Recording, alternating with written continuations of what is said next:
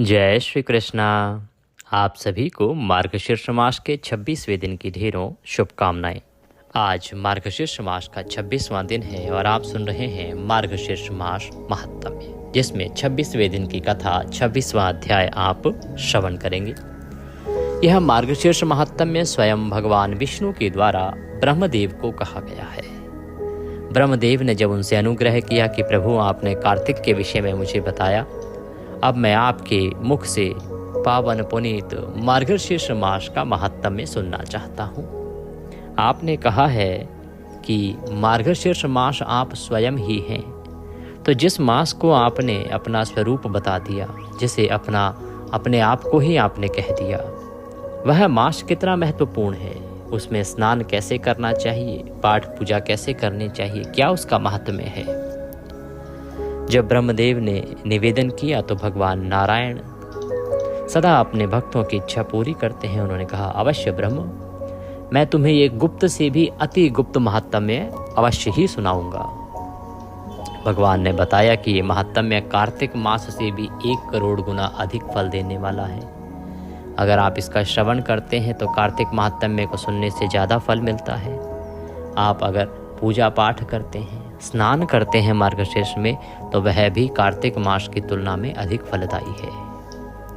ब्रह्म कहते हैं, प्रभु अभी तक लोगों को क्यों नहीं ज्ञात इस विषय में।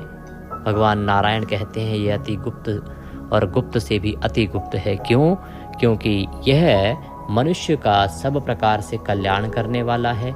इसके द्वारा मनुष्य बड़ी आसानी से मुझे प्राप्त कर सकता है। इसीलिए देवताओं ने इसे केवल अपने लिए रखा और अन्य मनुष्य से छुपा के रख लिया गया। इसी कारण से यह गुप्त से भी अति गुप्त है। तो इसके बहुत से वृतांत आए कि हमें किस किस प्रकार से भगवान की पूजा करनी चाहिए, कैसे जल चढ़ाना चाहिए, कैसे अभिषेक करना चाहिए। दूध की 1 बूंद कैसे 1000 वर्ष स्वर्ग दे देती है, भगवान का वास दे देती है। तुलसी काष्ठ की महिमा भी आई। इसके अतिरिक्त भिन्न भिन्न वृतांत आए, कैसे स्नान कराना है, भगवान को क्या खिलाना है, भगवान को कैसे पूजा करनी है, भगवान को क्या अर्पित करना है, कौन सा पुष्प क्या फल देता है। पिछले अध्याय में आपने सुना था कि कैसे भगवान को कौन से मिठाई से भोग लगाना चाहिए, कैसे भोग लगाना चाहिए। और तदुपरांत जो वर्णन चल रहा था उसमें भगवान विष्णु बता रहे थे कि कौन सा भोग किस प्रकार से अर्पित किया जाता है। अंत में भगवान ब्रह्मदेव ने प्रश्न पूछा कि हे भगवान, मार्गशीर्ष मास में क्या खाना चाहिए, क्या नहीं खाना चाहिए, इसके विषय में बताएं। और इससे आगे का वृतांत हम आज के अध्याय में श्रवण करेंगे। आइए आज का अध्याय आरंभ करते हैं। आपसे निवेदन है कि यह श्री मार्गशीर्ष मास महात्म्य का पावन पुनीत वीडियो है, तो कृपया इसे एक बार लाइक अवश्य कर दीजिएगा। परमेश्वर वासुदेव की कृपा प्राप्त करने के लिए कमेंट बॉक्स में अवश्य लिखिएगा जय श्री हरि या ओम नमो भगवते वासुदेवाय। आप देख रहे हैं देवभूमि ज्योतिष संस्थान का प्रतिष्ठित यूट्यूब चैनल देवभूमि धार्मिक। हम यहाँ पर सभी व्रत और त्योहारों की सही शास्त्रीय जानकारी प्रदान करते हैं। ज्योतिष शास्त्र और पंचांग के आधार पर आपको बताते हैं कौन सी तिथि कब है, व्रत आदि कब करना है, क्या विधि है, क्या नियम है और क्या गलती नहीं करनी है। यदि आप सभी व्रत और त्योहारों की सही शास्त्रीय जानकारी पाते रहना चाहते हैं तो कृपया चैनल को सब्सक्राइब कीजिए और बेल आइकन को प्रेस कीजिए। आइए प्रिय दर्शकों, परम पूज्य गुरुदेव के चरणों की वंदना करते हुए आज का अध्याय आरंभ करते हैं। गुरुर्ब्रह्मा गुरुर्विष्णु गुरुर्देव महेश्वरः गुरुर्साक्षात् परब्रह्म तस्मै श्री गुरुवे नमः। बोले गुरुदेव महाराज की जय। या देवी सर्वभूतेषु मां सरस्वती रूपेण संस्थिता नमस्तस्यै नमस्तस्यै नमस्तस्यै नमो नमः। बोले सरस्वती महारानी की जय। बोले प्रथम पूज्य गणेश जी महाराज की जय। बोले मार्गशीर्ष मास महात्म्य की जय। आप सभी दर्शकों को, आप सभी श्रोतागण को मेरा नमस्कार। आइए आज का अध्याय आरंभ करते हैं। भगवान नारायण कहते हैं कि हे ब्रह्म, आपने पूछा था कि क्या खाना चाहिए, तो अब उसे सुनिए। मेरा उच्छिष्ट मेरे भक्तों को खाना चाहिए। उच्छिष्ट का अभिप्राय होता है भोजन के बाद बचा हुआ भोजन। तो भगवान को भोजन कराने के बाद जो प्रसाद बचता है, जिसका भोग आप नारायण को लगा रहे हैं, वह जो भोग है, भोग प्रसाद है, वह भक्तों को खाना चाहिए। कहते हैं, हे पुत्र, यह पवित्र करने वाला है, यह पापियों को भी मोक्ष प्रदान करता है। यदि कोई बड़े से बड़ा पापी भी इसे खा लेता है तो वह भी पाप से मुक्त हो जाता है। भगवान कहते हैं कि यदि कोई प्रतिदिन मेरे भोजन के बचे हुए भाग को खाता है तो उसे प्रत्येक टुकड़े के लिए 100 चंद्रायण अनुष्ठानों का पुण्य प्राप्त होता है। भगवान के बचे हुए प्रसाद को जो खाता है उसे इतना अधिक पुण्य प्राप्त होता है। भक्तों को 2 प्रकार का भोजन ग्रहण करना होगा। कौन सा?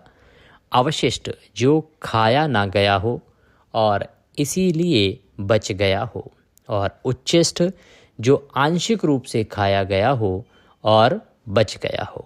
वे अन्य किसी प्रकार का भोजन ग्रहण नहीं करेंगे। यदि वे कुछ और ग्रहण करते हैं तो उन्हें चंद्रायण का प्रायश्चित अनुष्ठान करना चाहिए। यदि कोई मुझे अर्पण किए बिना भोजन, पेय आदि ग्रहण करता है तो वह भोजन कुत्ते के मल के समान बुरा है और पेय मदिरा के समान बुरा है। भगवान नारायण कहते हैं कि अगर मुझे भोग लगाए बिना आप कुछ भी खाते हैं तो वह विष्ठा के समान है। अतः हे पुत्र, भोजन, पेय और औषधि पहले मुझे अर्पित करने चाहिए और मुझे समर्पित करके फिर बड़ी भक्ति से स्वयं ग्रहण करनी चाहिए। ये अशुद्ध को भी शुद्ध बना देता है। मेरा उच्चिष्ट तीर्थ यज्ञ आदि का फल देने वाला है। यह कलयुग के पापों का नाश करता है। यह पाप कर्म करने वाले मनुष्यों को भी उत्तम गति प्रदान करता है। जो बात तुमने पूछी है उसे ध्यान से सुनो। मैं तुम्हारे प्रति प्रेम के कारण ही उसे कह रहा हूँ। यद्यपि वह मेरा एक बड़ा रहस्य है। मेरा नाम विशेष रूप से मार्गशीर्ष मास में लिया जाना चाहिए। कृष्ण नाम का बार बार उच्चारण किया जाना चाहिए। यह मुझे अत्यंत प्रिय है। यह मेरा व्रत है। हे पुत्र, सुर और असुर भी इसे नहीं जानते। जो मन, वाणी और शरीर से भी मेरी शरण लेता है वह समस्त सांसारिक कामनाओं को प्राप्त करता है। वह सबसे महान वैकुंठ को प्राप्त करता है और मेरी प्रिय कमला अर्थात लक्ष्मी को भी प्राप्त करता है।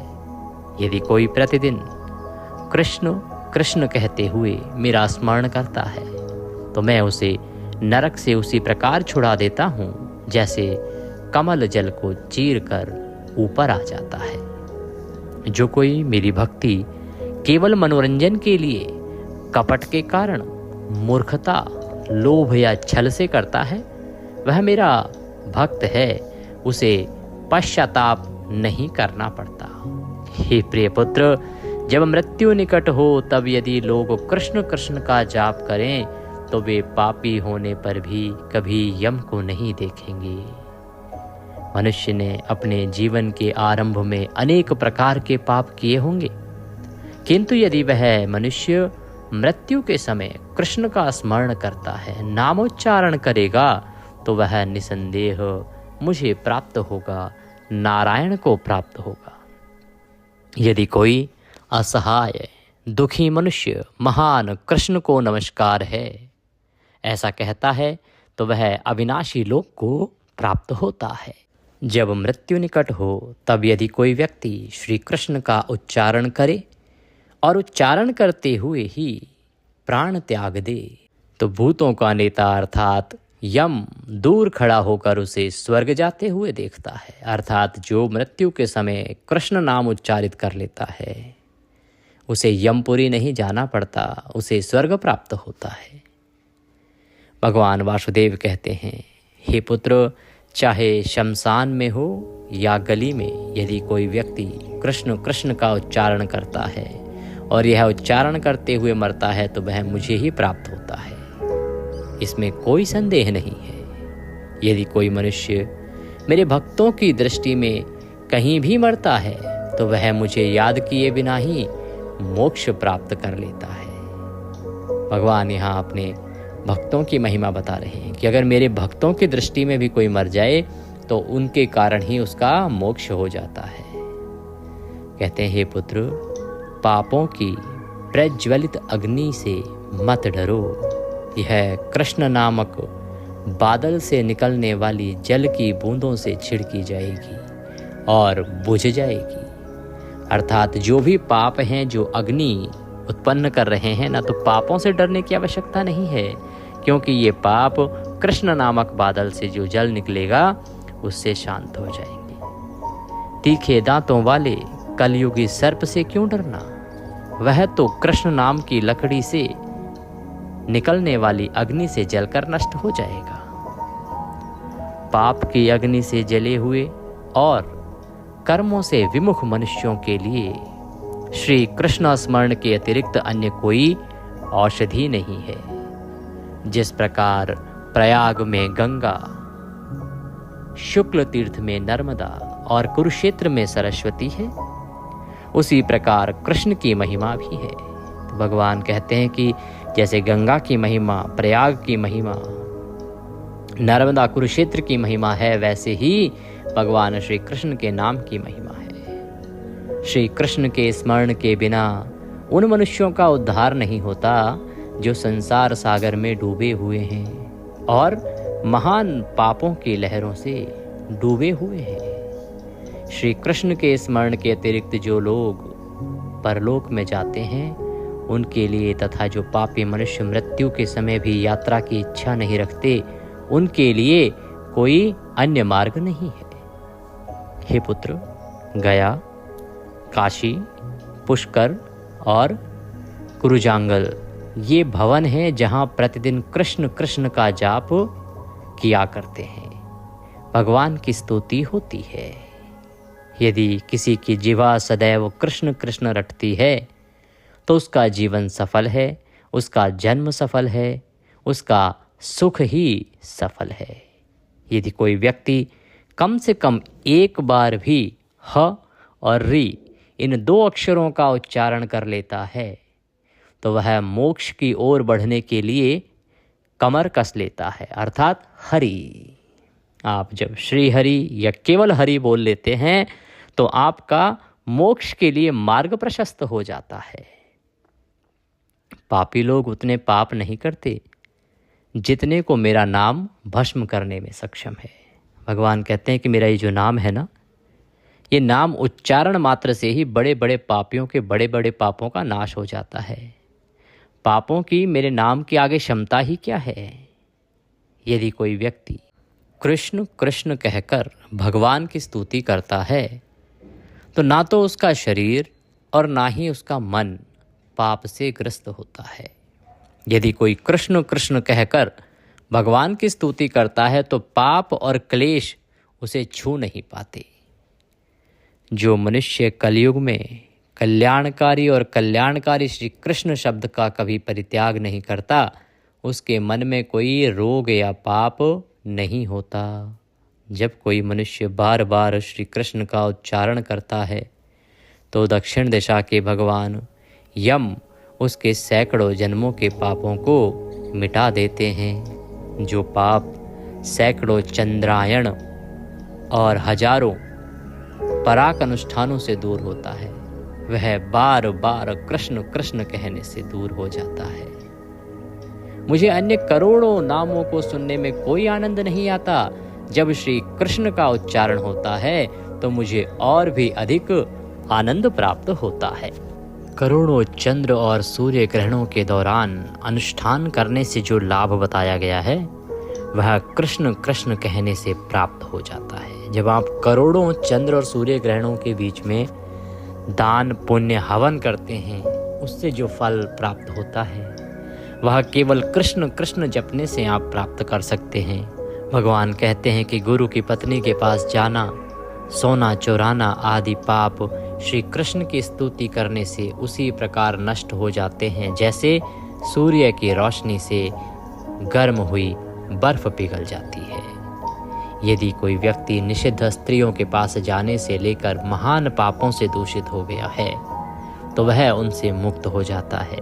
यदि वह कम से कम एक बार, यहाँ तक कि अपनी मृत्यु के समय भी कृष्ण का गुणगान करता है, कोई व्यक्ति चाहे कितना भी अशुद्ध मन क्यों ना हो, वह सदाचार का कड़ाई से पालन क्यों ना करने वाला हो, फिर भी यदि वह अंत में श्री कृष्ण का गुणगान करता है तो वह भूत नहीं बनता।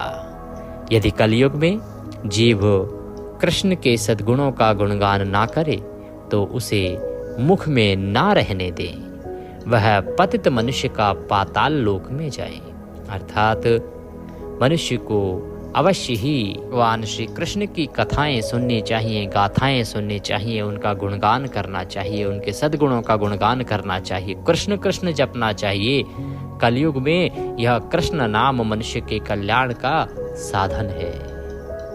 भगवान कहते हैं कि हे पुत्र, जो जीव श्री कृष्ण का गुणगान करती है उसका हर प्रकार से सम्मान करना चाहिए, चाहे वह अपने मुख में हो या किसी अन्य के मुख में। यदि जीव दिन रात श्री कृष्ण के सद्गुणों का गुणगान करती है तो वह पाप की लता है, भले ही उसे जीभ कहा जाए, वह पापों का नाश कर रही है। वह रोग रूपी जीव यदि श्री कृष्ण कृष्ण कृष्ण कृष्ण कृष्ण कृष्ण ना बोले तो उसके 100 टुकड़े हो जाने चाहिए।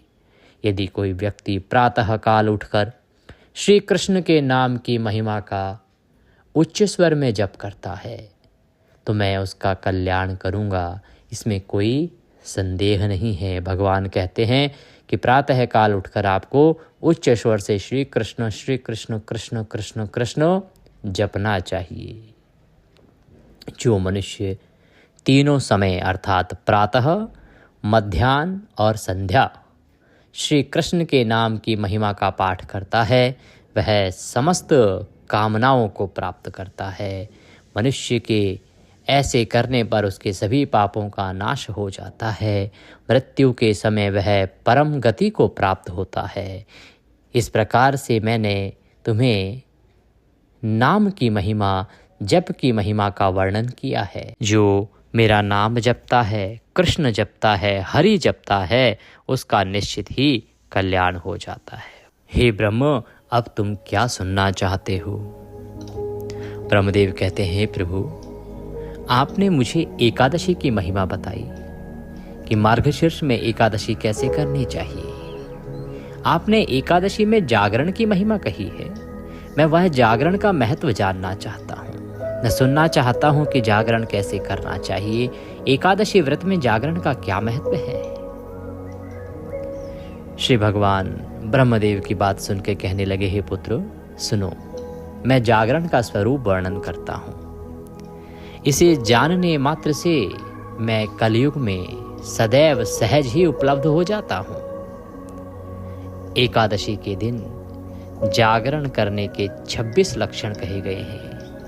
ये 26 लक्षण इस प्रकार से हैं: गायन, वादन, नृत्य, पुराण का पाठ, धूप दीप जलाना, नैवेद्य, पुष्प, गंध, उबटन चढ़ाना, फलों का समर्पण, श्रद्धा, दान, इंद्रियों पर नियंत्रण, सत्य, निद्रा का अभाव, उल्लास, मेरी पूजा, अद्भुत प्रदर्शन, उत्साह, पाप कर्मों का परित्याग, आलस्य आदि का त्याग करना, भगवान के समक्ष साष्टांग प्रणाम, अत्यंत प्रसन्न मन से निराजन का अनुष्ठान। हे परम भाग्यशाली, भक्त को प्रत्येक 3 घंटे के बाद यम के अंत में आरती करनी चाहिए। जो मनुष्य इन 26 गुणों सहित भक्ति पूर्वक जागरण करता है उसका पृथ्वी पर पुनर्जन्म नहीं होता, उसका यह एकादशी व्रत सफल होता है।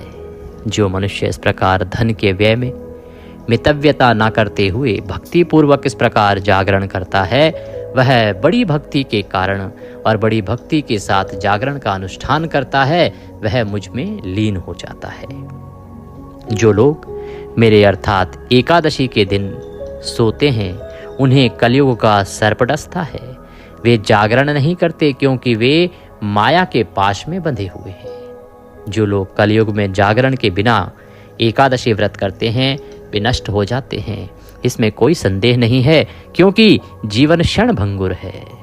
प्रिय दर्शकों, पहले भी मैं आपको एकादशी पर जागरण की महिमा कहते आया हूँ, क्योंकि सभी पुराणों में, जिस भी किसी पुराण में एकादशी की महिमा वर्णित है ना, वहाँ जागरण की महिमा अवश्य है कि एकादशी को जागरण करना चाहिए, जागरण करना चाहिए।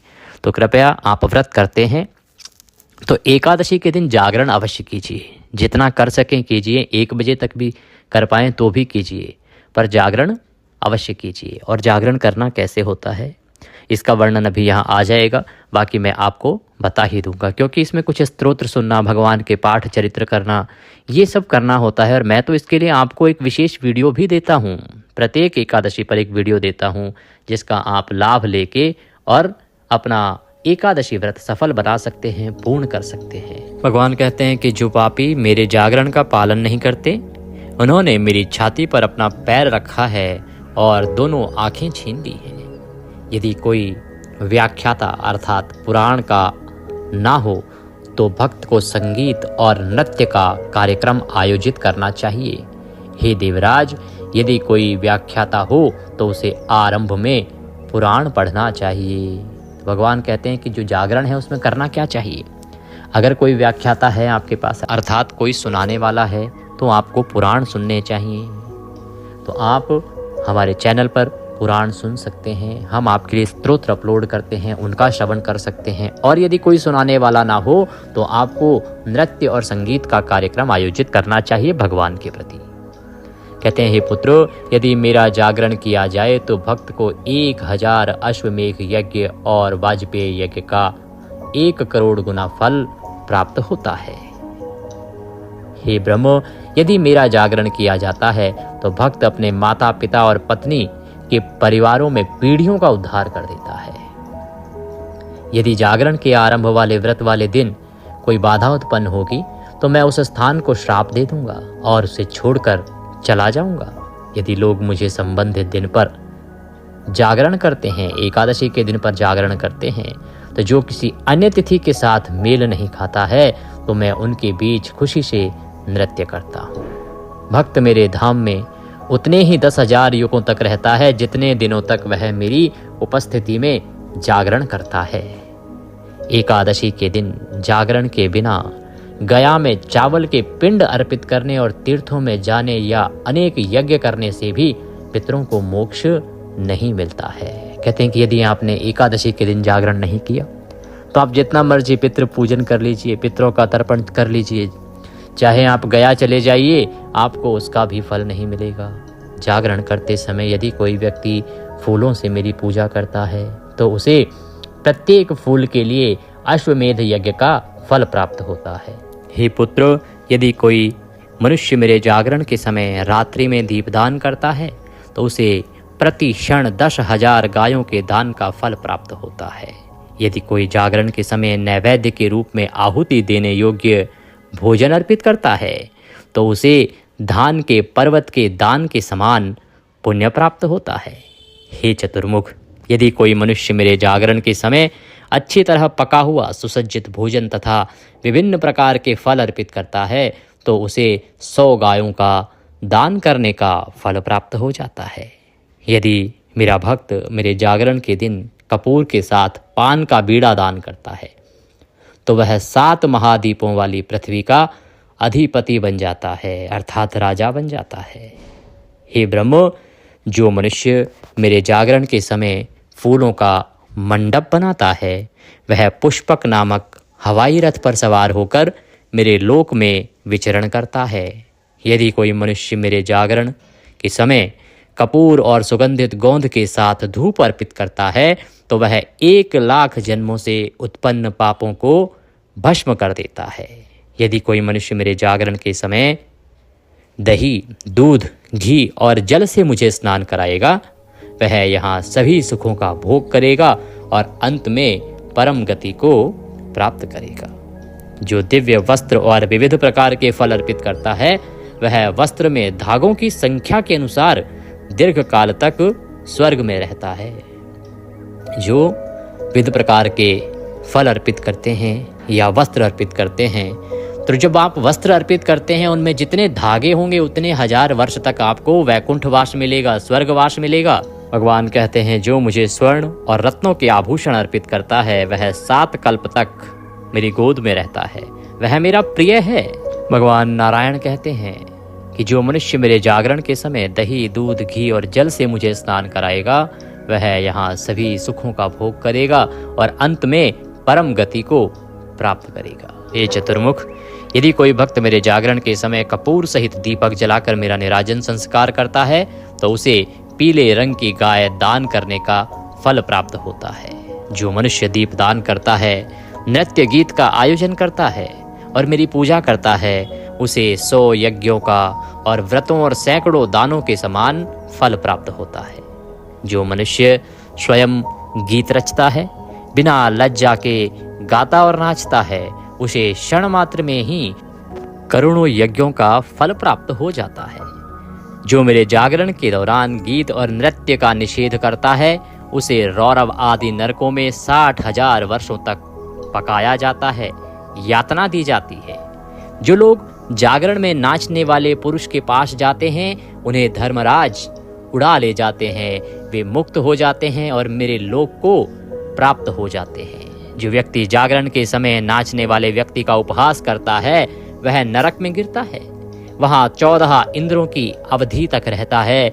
जो व्यक्ति मेरे जागरण के समय भक्तिपूर्वक पवित्र पुस्तक पुराण पढ़ता है, सुनता है, वह श्लोकों की संख्या के अनुसार कई युगों तक मेरे सानिध्य में रहता है।